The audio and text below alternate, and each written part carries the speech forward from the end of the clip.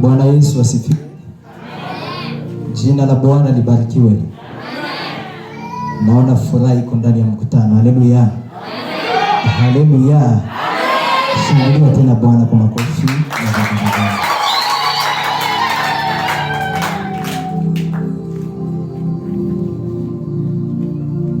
Kiukweli tunakuwa na moyo tena wa shukrani mbele za Mungu kwa kuwa mbele zenu tena katika siku ya leo. Na tunashukuru vile vile kuwaona wazee wetu wakiwa pamoja nasi kwa siku ya leo. Tunasema tena wazee, Mungu awabariki. Tunashukuru kwa huduma zote ambazo tumefanya kwa pamoja kwa siku ya leo. Waimbaji, wa mama, wa baba, vijana wanaimba vizuri, Mungu awabariki. Haleluya. Naona hata watoto nao wanavaa vizuri, wanapendeza kiukweli. Yesu awazidishie. Haleluya. Labda neno ningesema kuhusiana na muda zangu. Kiukweli itakuwa vizuri ikiwa tutajifunza namna ya kutembea na muda, kwa sababu ibada yetu inaisha na saa 6 kama nilivyoambiwa, lakini tayari tunakuwa na saa 6 ndio nimesimama kwenye madhabahu. Kwa hiyo kiukweli waimbaji tupo kama kwaya 10, ni 10. Kwaya kama ni zaidi ya 10 sijui. Sasa kusema kwamba waimbaji wote dakika 30 hatutapata muda wa kusikiliza neno la Mungu. Na mtume anasema wazi kwamba neno la Mungu likae kwa wingi ndani yetu. Haleluya. Haleluya. Kama mjisikia vibaya, mnaweza Bwana kwa makofi na vigelegele.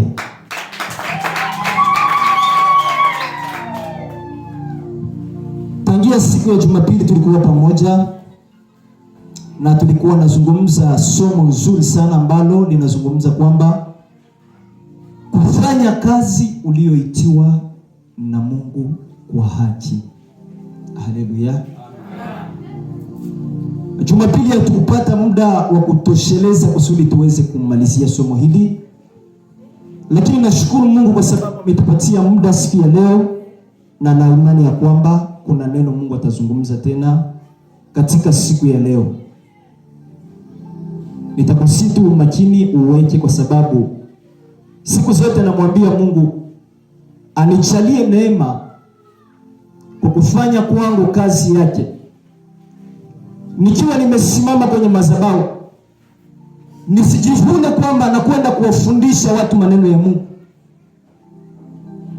lakini wakati ninaposimama, Mungu anifanye kuwa chombo chake, anitumie kama anavyotaka yeye na si kama anavyotaka mimi. Bwana Yesu asifiwe sana. Amen. Yaani naweza nikatoa neno kwenye madhabahu, lakini neno ni ujumbe kwako, lakini vile vile ni ujumbe katika maisha yangu.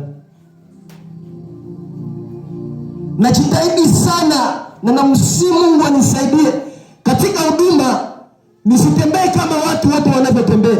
Mahali ambapo wengine walishindwa, ni msihi Mungu anijaze unyenyekevu ili nimpendeze. Haleluya. Haleluya. Tunaendelea na somo kufanya kazi uliopewa na Mungu kwa haki. Tulisoma Mathayo 7:21 na kuendelea. Tutazidisha andiko moja ndani ya Yohane wa habari njema 8:31 na kuendelea. Tagomboa muda. Basi Yesu, karibu ndugu.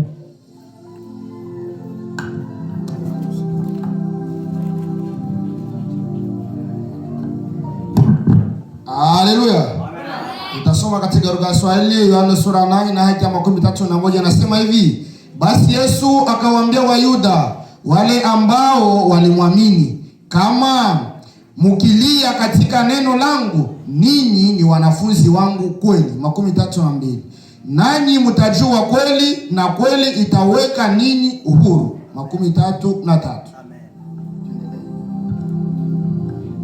Shangilia neno la Bwana kwa makofi na vigelegele.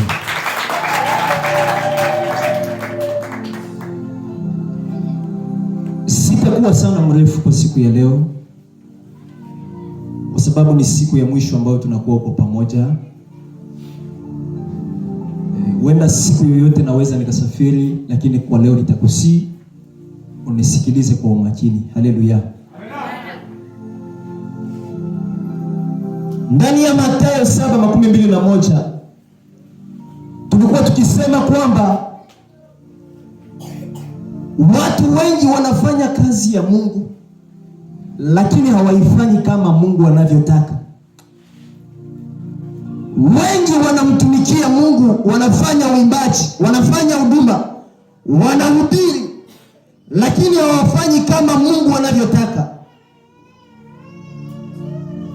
Na miongoni mwa wale watu wengi, siku ile watamwambia Mungu, tuliimba, tulihubiri, tulifanya vyote kwa jina lako, lakini atawaambia, ondokeni, sikuwajua ninyi wakati wowote. Na neno ambalo nilikuambia ni kwamba jitahidi sana usionekane miongoni mwa watu wale. Unaweza ukaingia huko, lakini jitahidi uko unampendeza Mungu katika hatua zako zote hapa chini ya jua. Haleluya. Ndani ya Yohana 8:31 Yesu anawaambia Wayuda wale ambao waliomwamini, kama mkikaa katika neno langu mtakuwa wanafunzi wangu kweli, nanyi mtajua kweli, na kweli itawaweka ninyi kuwa huru. Isipokuwa mimi naweka msisitizo kwamba neno la Kristo lipate nafasi sana ndani yetu, likae kwa wingi ndani yetu, sababu nilisema kwamba neno ni taa katika maisha ya muamini hapa chini ya jua. Muamini unapopungukiwa na neno la Mungu, unapopungukiwa na neno ndani ya maisha yako, unajipunguzia mwendo, na ibilisi atakukamata kwa haraka, kwa sababu neno halina nafasi ndani yako. Neno likiwa na nafasi litakufunza nini maombi. Neno likiwa na nafasi litakufunza nini mapenzi ya Mungu. Neno likiwa na nafasi litakufunza namna unavyotakiwa kutembea katika dunia hii inayotawaliwa na dhambi, ili uweze kumpendeza Mungu. Haleluya. Siku zote nasemaka kwamba ndani ya dunia hii, ili umpendeze Mungu na utembee vema na Mungu, usitembee kama watu wote wanavyotembea. Ukubali wakuite mjinga, wakuite kuwa hauna akili, wakuone kuwa yale unayoyafanya hayana maana, lakini wewe tembea katika njia ile unayojua kwamba njia hii itanifikisha kwenye uzima wa milele. Mtu mmoja aseme amen. Vijana walipokuwa wakiimba, waliimba vizuri, Mungu awabariki. Lakini kitu kimoja ambacho ningeliwasihi sana, mjitahidi sana neno la Mungu lipate nafasi ndani yenu, kwa sababu kwa muda huu ukiambia mtu kwamba niko kijana nimeokoka, atakwambia hapana. Hakuna mtu ambaye anaweza akawa kijana halafu akamtumikia Mungu. Lakini Biblia inasema ndani ya kitabu cha Mhubiri, mkumbuke Muumba wako katika siku za ujana wako.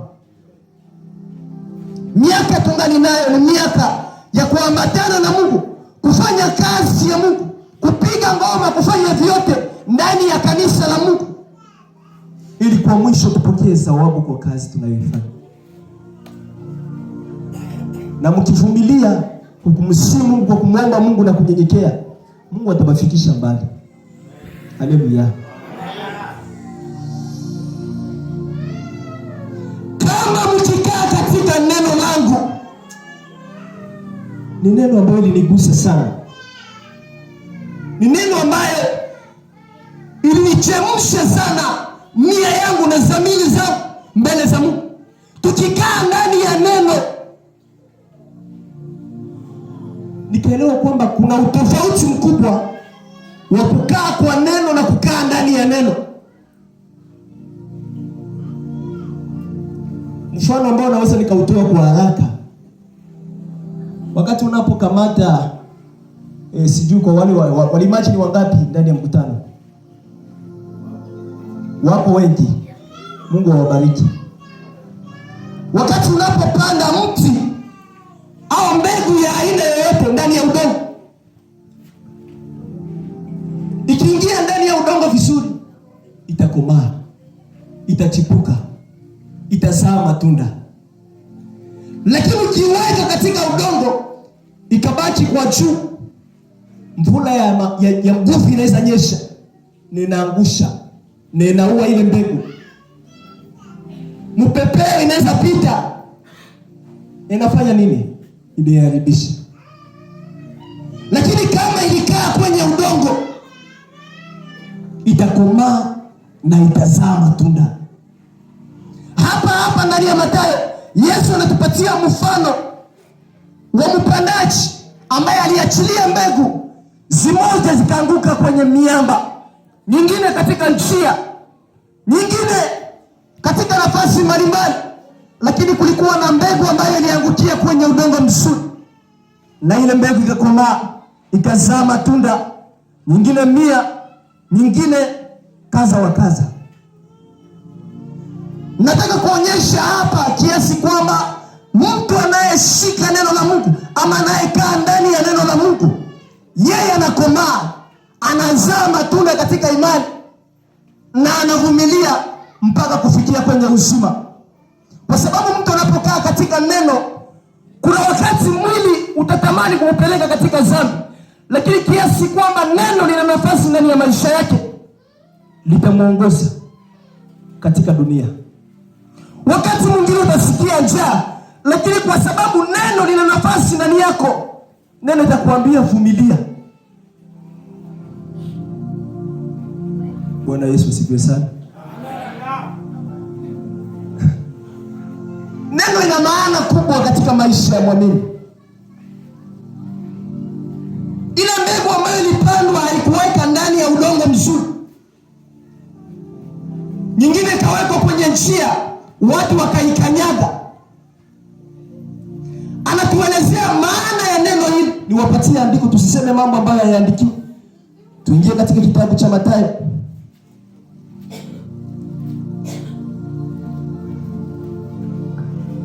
Mathayo 13 tunaanza 18. Inasema hivi: sikieni basi mfano wa mpandaji.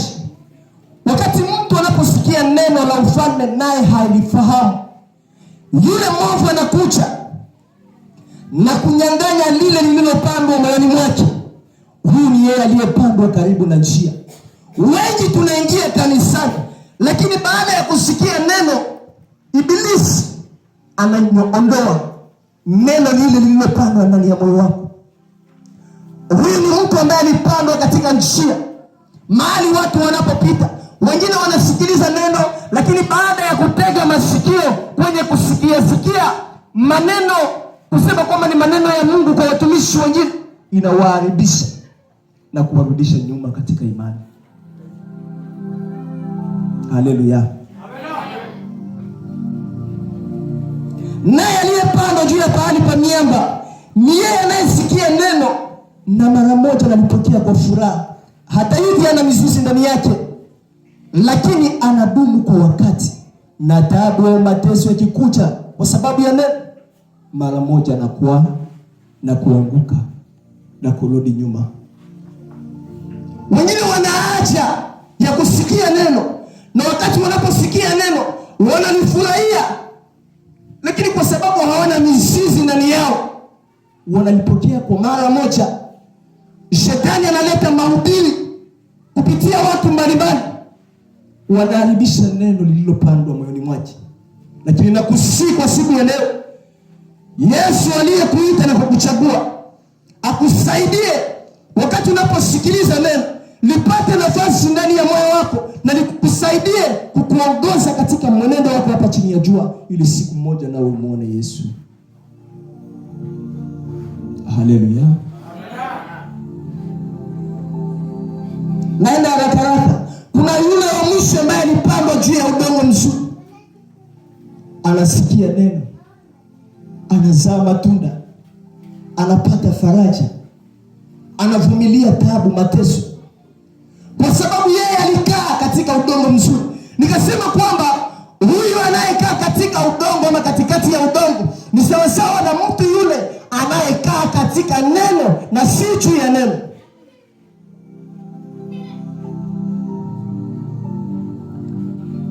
Leo tuko nasikia mambo madeba manini vitu vyenye havina maana. Sijui Yesu ni nani, sijui Yesu ni Mungu, sijui nini. Watu wanamaliza mchana mzima kwa maneno ambayo hayana maana. Miongoni mwa wale watu wengi sana wanakaa juu ya neno, wanafahamu neno katika akili zao, lakini mioyo yao iko mbali na Mungu. Neno halina nafasi ndani ya mioyo. Kuna gobe maandiko tu mkichwa, lakini neno halina nafasi ndani ya mioyo yao. Tusikia wengine, usiingie kule ni kwa mbaya, kwetu njoo kwa mzuri. Dini yetu njoo ya dia, mkanisa yetu njoo ya dia. Sawa, hakuna mtu anakataa. Yenu ni ya mzuri. Lakini bushara tulishaacha.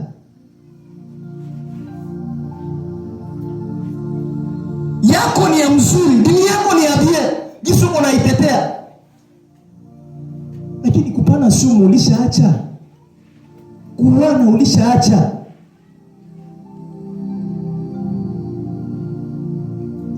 Watoto wa jirani yako unawachukuliaka namna gani?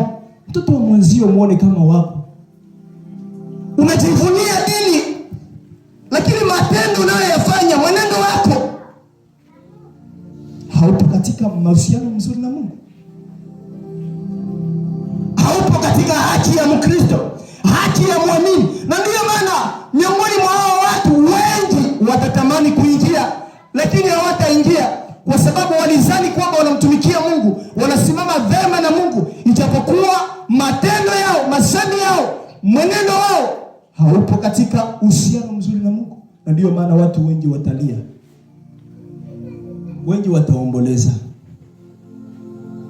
Kuingia mbinguni haiko kusimama kwa madhabahu. Kuingia mfalme wa mbinguni haiko juu likala kwa ile kiti kwako. Kuingia mbinguni haiko juu ulikia muibada, hapana. Nasimama hapa na mimi niko naambia Mungu anisaidie. Mambo ya kusema nijifunishe ama nijivunishie huduma isipate nafasi ndani yangu. Mtume Paulo ambaye alifanya miujiza, watu wakapokea vitu ambavyo vilikuwa ni kama vile vigeni ndani ya kanisa, lakini akamwambia Mungu, nisiwahubiri wengine niwe mtu wa kukataliwa. Unaweza fanya miujiza lakini ukakataliwa. Unaweza toa sadaka lakini ukakataliwa. Bwana Yesu asifiwe sana. Ni faida nini kwa Mkristo aingie ndani ya kanisa mwisho wa siku akataliwa? Niliwaambia kwamba afadhali nibaki mpagani, nibaki ndani ya dhambi. Kama tuliamini Kristo, kukaa ndani ya imani, ni kwa sababu siku moja tupanguzwe machozi tuliyoyalia hapa duniani, tuvikwe taji ya uzima, kwa sababu hapa duniani ni mateso matupu. Ukuwe na pesa usikuwe nazo, duniani ni mateso. Mwiko na pesa, afya inamsumbua kila siku. Afya inamsumbua kila siku.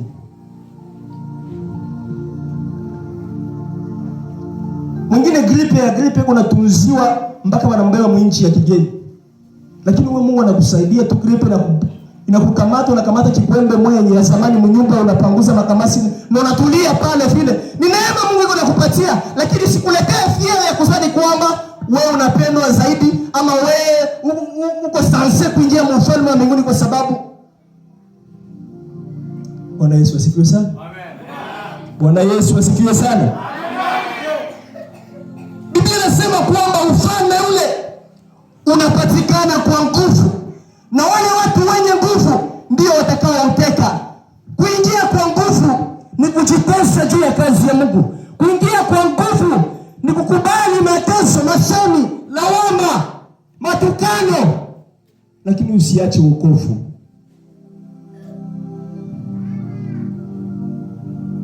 Watumishi wengi wanakaa juu ya neno, lakini hawaishi neno. Hawaishi neno.